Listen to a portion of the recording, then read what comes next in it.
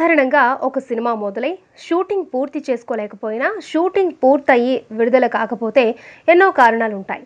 Budget సరిపోకపోవడం, marketing చేయకపోవడం, బయ్యర్లు కొనుక్కోకపోవడం, censor పూర్తి కాకపోవడం, ఇలా ఎన్నో ఉంటాయి.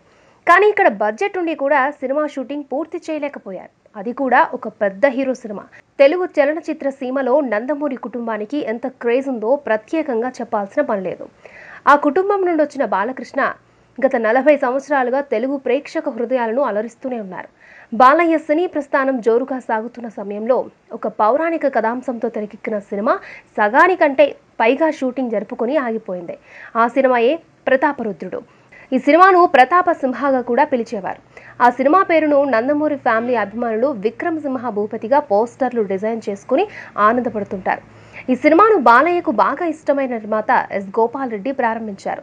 ప్రతాపరుద్రుడు సినిమాలో బాలయ్య ద్విపాత్రాభినయంలో నటించారు. ఈ సినిమాలో భానుమతి ముఖ్య పాత్రలో నటించింది. ఆమె మనవడిగా ఒక బాలయ్య నటించారు. ఆ సినిమా ఇంచుమించు 60% షూటింగ్ పూర్తి చేసుకుంది. ఆ తర్వాత హైదరాబాద్ శివారులో షూటింగ్ కోసం భారీ సెట్ వేశారు. అక్కడ సన్నివేశాలు పూర్తి చేస్తున్న క్రమంలో నిర్మాత గోపాల్ రెడ్డి తీవ్ర అనారోగ్యం పాలయ్యారు. మంగమ్మ గారి మనవడు, ముద్దుల మేనలుడు, మువ్వ గోపాలుడు, ముద్దుల కృష్ణయ్య వంటి సూపర్ హిట్ చిత్రాలకు నిర్మాతగా వ్యవహరించిన ఆయన ప్రతాపరుద్రుడు సినిమాతో కొడుకు భార్గవ్ని ప్రొడ్యూసర్గా పరిచయం చేశారు. ఆరోగ్య పరిస్థితి విషమించడంతో నిర్మాత మరణించారు.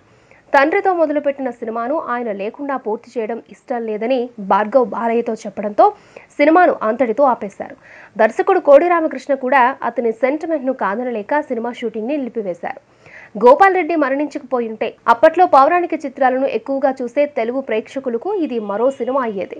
ఆ సినిమా షూటింగ్ పూర్తి చేసుకుని విడుదలయ్యుంటే బాలయ్య సినీ కెరియర్లో అది రెండో పౌరాణిక చిత్రంగా నిలిచిపోయేది. ఇప్పటికీ ఆ సినిమాను పూర్తి చేయాలనుంది అనే విషయాన్ని కోడి రామకృష్ణ చాలా సందర్భాల్లో అన్నారు. నిర్మాత భార్గవ్, హీరో బాలయ్య ఒప్పుకుంటే మళ్లీ షూటింగ్ మొదలు పెట్టడానికి కోడి రామకృష్ణ సిద్ధంగా ఉన్నారు. ఈ వీడియో మీకు నచ్చితే ఓ లైక్ కొట్టండి. మీ ఫ్రెండ్స్ కు షేర్ చేయండి. ఇలాంటి డిఫరెంట్ వీడియోలను మరిన్ని చూడాలనుకుంటే మా యూట్యూబ్ ఛానల్ ను సబ్స్క్రైబ్ చేయడం మాత్రం మరవకండి.